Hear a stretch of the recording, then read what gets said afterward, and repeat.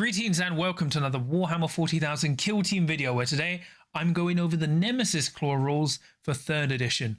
But before we get into things, please remember to like and subscribe as well as comment. Let me know what you thought of today's video review. Do you like it? Do you find it useful? And remember, thanks goes to Games Workshop providing this to review for free. As always, I aim to be honest, impartial and constructively critical. And remember, I've got a Discord you can check out in the episode description below for free, an affiliate link at Element Games, and a Patreon if you want to give me some more support. But yeah, I'm going through the rules for the Nemesis Claw, which you can pre-order today for the 3rd edition of Kill Team. So let's get on with it and see how much, how much have they changed, if they've changed at all. Starting off with the roster, their archetypes are now Infiltration and Seek and Destroy. Pretty much every faction is now 2 archetypes, which is a nice change. So they have lost Recon, but they've got very good archetypes, so that's a nice... Although Infiltration isn't really too good for elites, so they've technically been toned down there, but it does fit how they operate. Seek and Destroy, very good for Space Marines. Operative-wise, you've still got your Visionary, who can be given either a Bolt Pistol and Power Fist, Bolt Pistol and Power Maul, Bolt Pistol and Power Weapon, or Plasma Pistol and Nostrum and Chainblade. I do find it weird how he's locked into the Plasma Pistol and can't change from a Plasma Pistol to a Bolt Pistol with the Chainblade, but it is what it is, whatever. Then you've got 5 more Operatives you can select for. Oh yes, they are a 6 Operative kill team. Why would you think Space Marines would be a 5 Operative kill team? So you've got the Fearmonger, a gunner with either a Flamer, Melter Gun, Plasma Gun, a heavy gunner with either a heavy bolter or missile launcher. Then you've got the Screecher, the Skin Thief, the Ventriloquist, or a Warrior with either a Bolt Pistol and Chainsword or Bolt Guns. And other than Warriors, you can only have each once. So there's no change there. They're completely the same. Or are they? So otherwise, you're the 6 Operative kill team, which sounds quite tiny, but, you know, 6 is quite big for a kill team. For their faction rules, you have the Astartes ability. So this is for all kinds of Space Marines. During each friendly Operative's activation, it can perform 2 shoot or 2 fight actions. If it's 2 shoot actions, a Bolt Pistol, Bolt Gun, or Sculpt Bolt Pistol must be selected for at least one of them. Each friendly Nemesis Claw operative can counteract regardless of their order. The only difference is here, as shown in the Warhammer community preview article, Angels of Death apparently can double shoot with their heavy bolter. It costs them an additional action point to do so. Nemesis Claw can't. It looks intentional, so you can't double shoot your heavy bolter. So that's the only difference. But otherwise, it's very powerful. I cannot stress how important it is to be able to counteract regardless of your order. It means if someone's charged you and you're on conceal, you can still counteract and fight. You can counteract and move 2 inches. You can counteract and do a mission action. So even when you're out-activated turning point 1, you could spend like 4 counteracts, moving up an extra 2 inches, getting into position. Very, very good. And now you do 2 shoot or 2 fight actions for free. Very good. Then you've got in Midnight Clad, whenever an enemy operative is shooting a friendly operative, that friendly operative is obscured if both of the following are true. It's more than 6 inches from enemy operatives it's visible to, and if it has heavy terrain within its control range, or any part of its base is underneath a vantage point. So this has been changed. Before you had to have a conceal order, now you just have to have any order, which is a huge buff already. You still have to be more than 6 inches from any enemy operative. So if your opponent gets someone within 6 of you and you're visible to them, all of a sudden, now your Midnight Clad turns off, but it's now effectively active way more easily. So if you're killing stuff in the midfield and your opponent has no one in range to push up, and you're either within a control range of heavy, so you could be in front of heavy terrain with control range in the back, or just underneath a vantage point, you're obscured. So to remind you, it means your opponent is -1 success when they're shooting at you and they can't retain any crits, they become normals.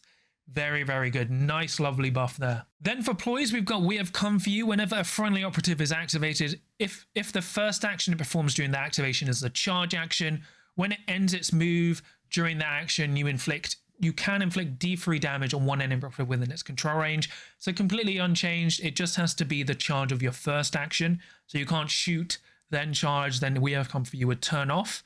So it's quite situational, but very useful. Then you've got the Black Hunt. Whenever a friendly operative is shooting or fighting against or retaliating against a wounded enemy operative, you can reroll one of your attack dice. So completely unchanged there. Synergizes very nicely with We Have Come For You. Then you've got Prey Sight. Whenever you're selecting a valid target for a friendly operative, enemy operatives within 6 inches of it cannot use light terrain for cover. While this can allow such operatives to be targeted, it doesn't remove their cover save. So completely unchanged, but not really that useful to be honest. Then you've got Return to Darkness. One friendly operative can immediately perform a free fallback or reposition action, but it must end that move with heavy terrain within its control range or any part of its base underneath a vantage point. In addition, you cannot end that move closer to enemy operatives. So this is a weird ploy. It's basically changed, but it allows you to immediately move up the field as long as you don't end closer to enemy operatives. So you can still move up as long as you don't end up closer. So if you move like in a diagonal line away from someone, you would technically be closer to like their kill zone edge while not closer to them. But the more important thing is you could now, especially if you've won initiative, now free fall back, then charge in again when we have come for you to trigger some more damage. So a very nice tech ploy there. Then you've got Vox Scream for Firefight ploys. Use this Firefight ploy when your opponent would activate an enemy operative. Your opponent cannot activate that operative during this activation. If there are no other enemy operatives eligible to be activated, this ploy has no effect. This ploy costs you 1 additional CP for each previous time you've used it during the battle. So the first time it would cost 1 CP, then 2 CP, then 3 CP. So kind of unchanged. It's not as powerful as it was, well, as it is in 2nd edition, but still very, very cool, especially if your opponent doesn't set up enough threats. Let's say at the end of turning point 1, they only set up 1 threat. You let them go first, or they win initiative. They then try like with their melter gun, like, oh, melter gun's going to move and dash, Vox Scream, and then you kill their melter gun. Lots of ways to use Vox Scream. It's a very powerful firefight ploy. Very, very good. Then you have Death to the False Emperor. Use this firefight ploy when a friendly operative is shooting against, fighting against, or retaliating against an enemy operative with the Imperium keyword. That friendly operative weapons have the Ceaseless special rule until the end of that sequence. If the enemy operative also has the Adeptus Astartes keyword, that friendly operative's weapons have the Relentless weapon special rule until the end of that sequence instead. So against other Imperial Space Marines, you will have Relentless for your shooting or fight action, whereas Imperial models you get Ceaseless. So it's technically buffed because it used to be balanced. Still very good, although it's not entirely, it doesn't work against Chaos or Xenos operatives, which is a bit unfortunate, but it's a nice powerful thematic ploy. Then you've got Proclivity for Murder. Use this firefight ploy after a friendly operative incapacitates an enemy operative within its control range. That friendly operative can either perform a free charge or dash action. For the former, it cannot move more than 3 inches, even if it's performed action while performing those actions previously. So for example, you could charge, kill someone, then you could spend a CP for Proclivity to Murder to do a 3-inch charge, and then fight someone again. So this is very powerful for hitting spaced out opponents. Very, very useful. You're probably going to save a lot of CP for Proclivity for Murder. It's amazing into horde teams. Really, really good. Then you've got Dirty Fighter. Use this firefight ploy when a friendly Nemesis Claw operative is retaliating. At the start of the resolve attack dice step, you can resolve one of your successes before the normal order. If you do, you cannot resolve any other successes during that sequence. So effectively, let's say someone charges you with an operative that you can kill in 1 hit. You spend a CP, strike them first. Or if it's an operative that's about to die, you charge, hit the opponent, then they kill you, because you only get 1 chance to strike. So if you had 4 wounds and someone charged you with 4 wounds, you hit them for like 3 to 4 damage with a normal hit if you don't roll any crits, then they just hit you for free because you don't have any other attack dice left. You do get to use it after you resolve or after you've rolled dice, but it's a very situational ploy. But you will notice the kill teams lost their forward deployability. It's been tweaked with Return to Darkness, but otherwise a nice selection of ploys. For your operatives, you have the Night Lord Visionary. So the bolt pistol, well, the profiles are 3 APL, 6-inch move, 3 up save, 15 wounds, which is the standard profile for all Nemesis Claw operatives. That's right, they're all 14 wounds, but your leader has 15 wounds because it gets +1. So the bolt pistol is 4 attacks, 8 on 4s, 3-4, range 8, used to be range 6. Plasma pistol is now 4 attacks, 8 on 3s, 3-5, range 8, piercing 1. If you go hot, it's 4 attacks, 8 on 3s, 4-5, hot, lethal 5 up, piercing 1. Plasma pistols had quite the nerf, but it's happened to everyone. Then your Nostraman Chainblade is 5 attacks, 8 on 3s, 4-5 rending. It used to hit on 2s. Your Power Fist now hits on 4s, 5 attacks, 5-7 brutal. Your Power Maul is 5 attacks, 8 on 3s, 4-6 shock, used to hit on 2s. And your Power Weapon is 5 attacks, 8 on 3s, used to hit on 2s, 4-6 lethal 5 up. So this is actually really weird now. It used to be a lot better when everything hit on 2s, obviously. But now I'm actually not a fan of the Nostraman Chainblade with the plasma pistol. I actually think in most instances you get more use out of the bolt pistol with the power weapon, which is very weird. I mean, I think you still take the plasma pistol, but it's not that great because like it's just not good. And overcharging is a risky business because on a 1 or 2, you're taking 2 to 4 damage. Its psychic actions have changed, so prescience. In the ready step of each strategic phase or strategy phase, you gain D3 prescience points, so it's no longer something you have to like do as a strategic gambit, it just automatically happens. You can spend your prescience points in the fire fate phase as follows. You cannot use each of the following rules more than once per turning point, so a big change here. Foreboding. Whenever it's your turn to activate a friendly operative, you can spend 1 of your prescience points to skip that activation. So this used to not have a cap, now it's once per turning point, so you can no longer like endlessly skip activations. Portent. So whenever an attack dice inflicts normal damage on this operative, you can spend 1 of your prescience points to ignore that inflicted damage. So before it used to ignore 1 dice, now it's when normal damage is inflicted. So if your opponent has a lot of crits, it's not going to work. And it doesn't just automatically discount 1 of the dice. So a slight nerf to both. And then you cannot gain or spend prescience points if your operative is incapacitated. Then your psychic action premonition. For 1 action point, spend 1 of your prescience points to gain 1 CP, which is completely unchanged. And you cannot do this while within control range of an enemy operative or more than once per turning point. So the range limitation is effectively gone, but you know, it's more usable. Generally what you're going to do is now you're not really stockpiling prescience points as much. You're just using premonition for the most part, which is really good because premonition still gives you +1 command point reliably, which is very, very good in this CP starved state of the game we have. Then you have the Fearmonger, who has the standard profile for your operative. So 3 APL, 6-inch move, 3 up save, 14 wounds. So everyone used to be 12 wounds. Now they're 14. So he has a scoped bolt pistol with a short range profile, which is 4 attacks, 8 on freeze, 3-4, lethal 5 up, range 8. Then a scoped bolt pistol long range, which is 4 attacks, 8 on freeze, 3-4, so unchanged. Then you've got the Terrachem Vial, which is 5 attacks, 8 on freeze, 2-0, range 6, blast 2, devastating 3, limited 1, saturate, and Terrachem. So it's lost Seek, but now gained saturate. Then you've got the Tainted Blade, which is 5 attacks, 8 on freeze, 3-5 Terrachem, so that's been buffed. Then for Terrachem, in the resolve attack dice step, if you inflict damage with any critical success, the operative this weapon is being used against gains 1 of your Terrachem tokens if it didn't have one already. Then Terrachem Poison. In the ready step of each strategic phase, D3 damage is separately inflicted on each operative that has 1 of your Terrachem tokens. So overall, he's had a slight buff. His grenade has effectively been unchanged, which is fine, but he's much more deadly in melee. Used to be 3-0, well 3-3 I think, so it's a trade-off, but he's a lot more useful. Then he's got Poison Objective. Select 1 objective marker this operative controls to gain 1 of your Terrachem tokens. It cannot be an objective marker within control range of an enemy operative, or one that has already 1 of your Terrachem tokens. The first time that objective marker is within control range of an enemy operative that doesn't have 1 of your Terrachem tokens, that operative gains the Terrachem token, and then you inflict 2d3 damage on it if it's during the action at the end of that action. So it's had a slight nerf.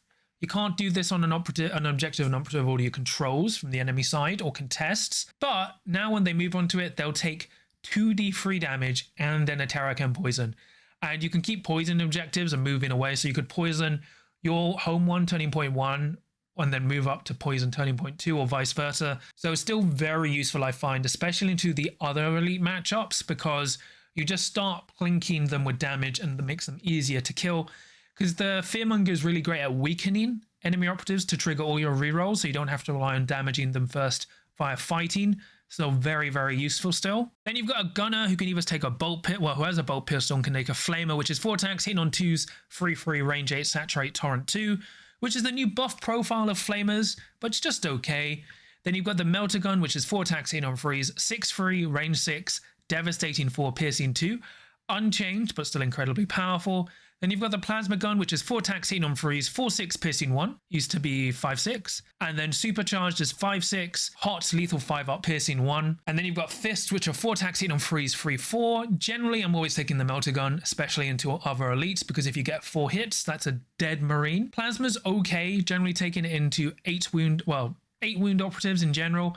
Otherwise, I generally just prefer taking the melter gun. It's way more useful and very powerful and synergizes with how the team plays. Then you've got the heavy gunner, who has a heavy bolter, focused, 5 attacks, hit on freeze, 4/5, heavy reposition only, piercing crits 1. Then heavy bolter sweeping, 4 attacks, hit on freeze, 4/5, heavy reposition only, piercing crits 1, torrent 1. So you trade 1 attack dice for torrent 1. It's okay. Then you've got the missile launcher with frag, 4 attacks, hit on freeze, 3/5 blast 2, heavy reposition only. Then crack, 4 attacks, hit on freeze, 5/7 reposition only, piercing 1. Unchanged. Now, because you can't double shoot the heavy bolter, which feels a bit penalizing, I don't really find the heavy bolter that useful anymore. The missile launcher is still okay, but the heavy gunner has technically been nerfed because they can't double fire the heavy bolter. It's still a useful piece to tech into some matchups, but I'm generally not a fan. Then you've got the Screecher, who has 5 attacks, hit on freeze, 4/5 ceaseless lethal, 5 up, used to be relentless. So Screecher, whenever an enemy operative is within 3 inches of this operative. And then you have Screecher, so whenever an enemy operative is within 3 inches of this operative is shooting, fighting, or retaliating, your opponent cannot reroll their attack dice. So just flat turns off rerolls instead of giving them -1 to hit, which I think is a better trade-off. Very, very powerful. Then you've got Appetite for Cruelty. Whenever this operative is fighting against a wounded enemy operative, this operative's lightning claws have the lethal 4-up special rule. So unchanged there. If you've lost any wounds, he goes to lethal 4-up. So it's umming and ahhing. I think I prefer the no rerolls over -1 to hit, but it's a very good ability. The Screecher is still very useful, especially if somehow someone's already wounded when you charge and fight them, because then your 5 attacks, hitting on freeze, lethal 4-up with ceaseless. Very, very good. Then you've got the Skin Thief, who has a bolt pistol and Nostraman Chainglaive, which is 5 attacks, hitting on freeze, 4/6 rending, flay them alive.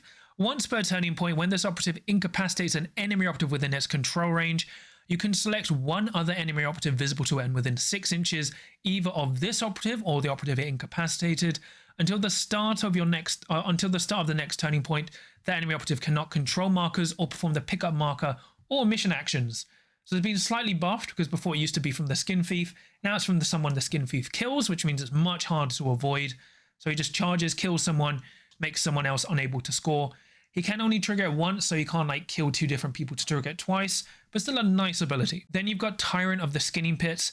Whenever this operative is fighting or retaliating, normal and critical damage of 3 or more inflicts 1 less damage on it. So effectively the same as before. Very, very good. A nice big tank there. Like, the Skin Thief is still as useful as ever. Then you've got the Ventriloquist, who has the bolt pistol and the chainsword, which is 5 attacks, hit on freeze, 4/5. It's an icon bearer, so when determining the control of the marker, treat this operative's APL stat as 1 higher. It isn't changed to its APL stat. Then you've got Disconcerting Mimicry. As a psychic action, you can do each of the following once per battle.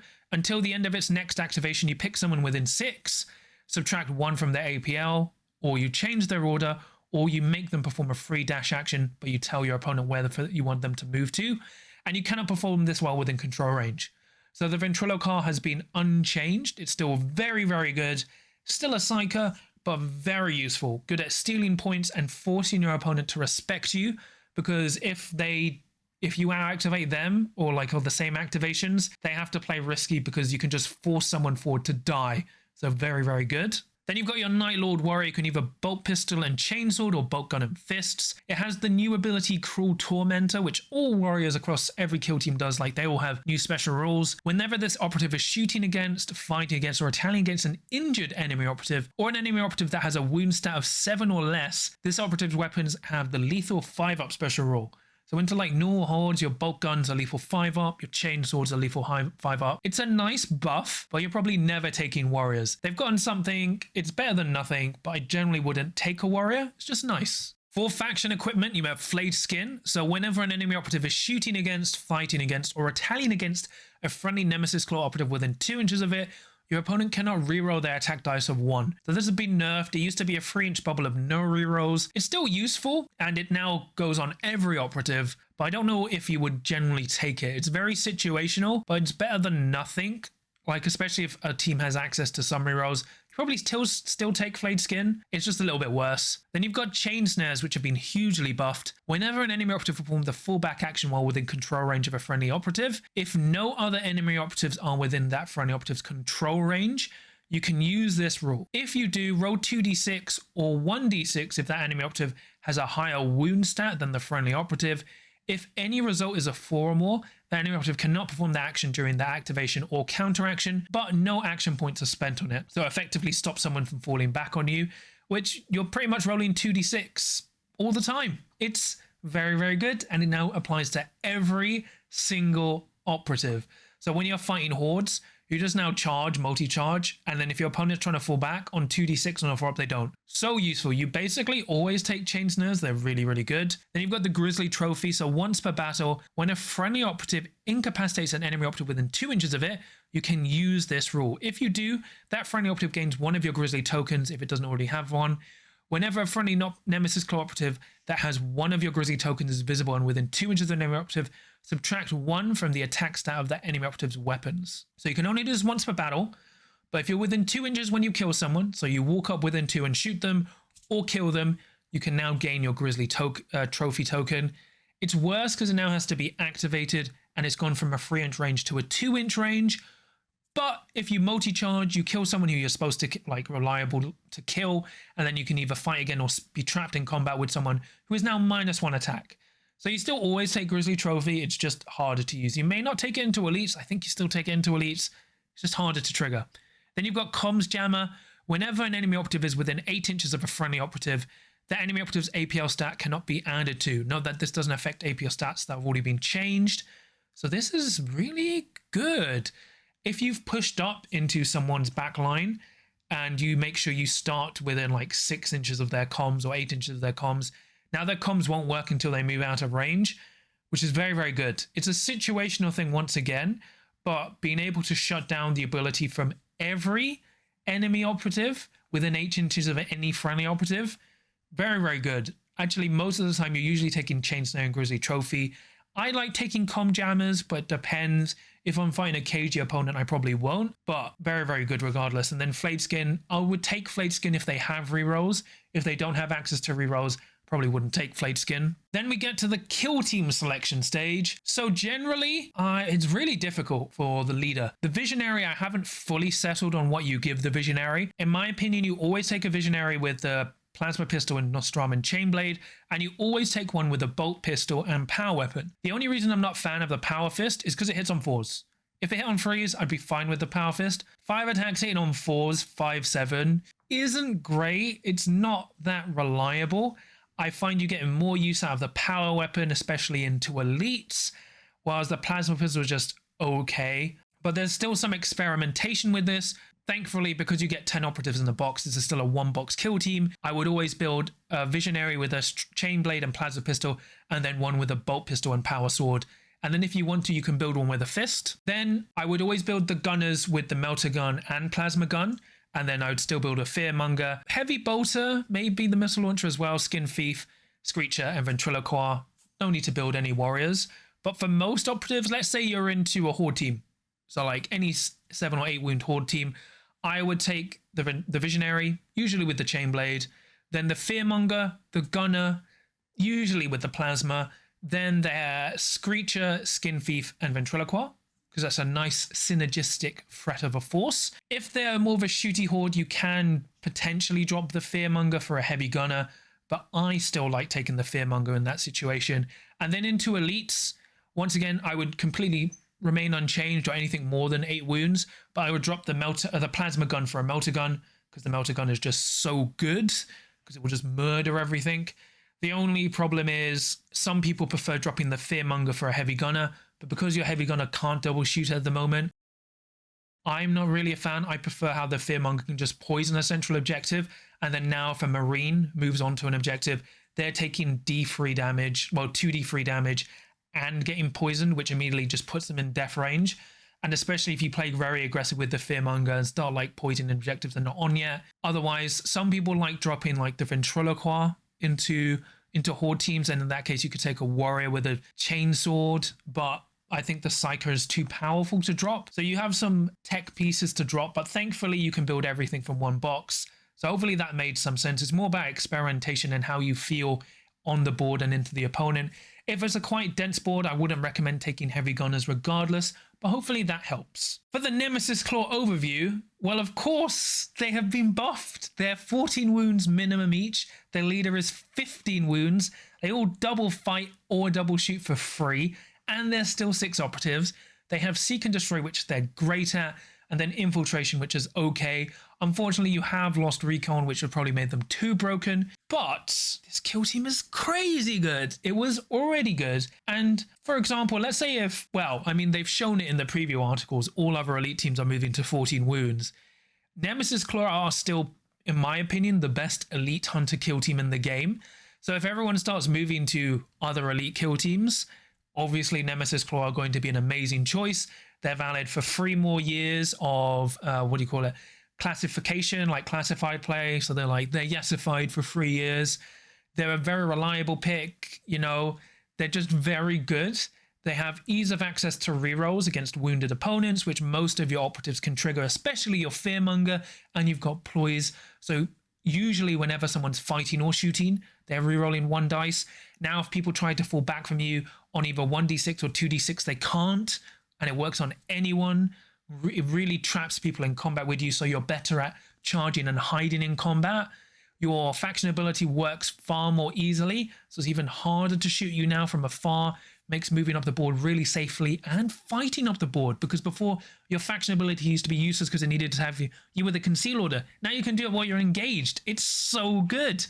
And then like your leader has been nerfed, right? So its abilities only work once per turning point, and it's lost -1 to hit. Used it on 2s, now hits on 3s. But your leader still reliably generates you command points. It's still annoying to try and kill. And you still have a melter gunner, which is very good into other elite kill teams. And you've got a gunner. Your heavy bolter can't double shoot at the moment, but it's still okay. And you've still got your powerful ventriloquist, because especially in the elite matchup, you delay an activation, so you activate last. So it means your second last activation, if they've moved up within 15 inches of your ventriloquist, you can move and dash, pick someone within 6 inches. You don't need line of sight or visibility. Make them dash forward, and then your melter gun can now move and dash and kill them. So it forces your opponent to play lame, turning point 1, and even turning point 2. And you've still got Vox Scream. They're a very, very powerful kill team. Insanely strong, and they're not too hard to play. Obviously, they've got a high skill ceiling, but they're still good if you're a new player. The more you play with them, the more tools you realize they have, and you get better with the timing of Vox Scream and their other abilities. They're just so good. Really, really monsters, which is why I wanted to preview them first today. Well, with the Corsairs, 2 very powerful kill teams, which show a very interesting sign for how potentially the kill team 3rd edition meta is going to develop. Otherwise, I highly recommend them. They're very, very good. I already have my own kill team, which I would have shown somewhere already. I used the Nemesis Claw bits on Horus Heresy stuff because they're part of my Alpha Legion, because all my Chaos Space Marine kill teams are from my Alpha Legion. So yeah, you've got lots of modeling opportunities as well. But that's pretty much it from me today. Please remember to like and subscribe as well as comment. Let me know what you think of my review guides for each warband. I'll be doing one for every warband. And how do you like my new additions like the Kill Team Guide? And remember, I've got a Discord you can check out for free, an affiliate link on Element Games, and a Patreon if you want to give me some more support. And I'll quickly shout out my patrons. So for my adepts of the crit, I have Tom, Supercow, Stephen, Sam, Nick, Mr. Meatwad, Mercenary Q, Lucas, John Thomas, Graham, Fang Zhu, Dave Meatswell, Dan of Goldens, Chris Cole, and then for my veterans of the crit, I have Samja and Ryan. So thank you so much for your support. It really means a lot to me and helps support the channel. But yeah, this should be the last video for Saturday, because technically this is video number 8. I will have more faction guides as the days roll on. It'll be either 2 or 3 a day. Depends how many I can do in time. And unfortunately, I can't show images just yet. So they're my own images. So hopefully they were nice and useful. But that's pretty much it. So remember, when you're being haunted and hunted by the Night Lord kill team, you always have a chance to win as long as you can still roll a crit.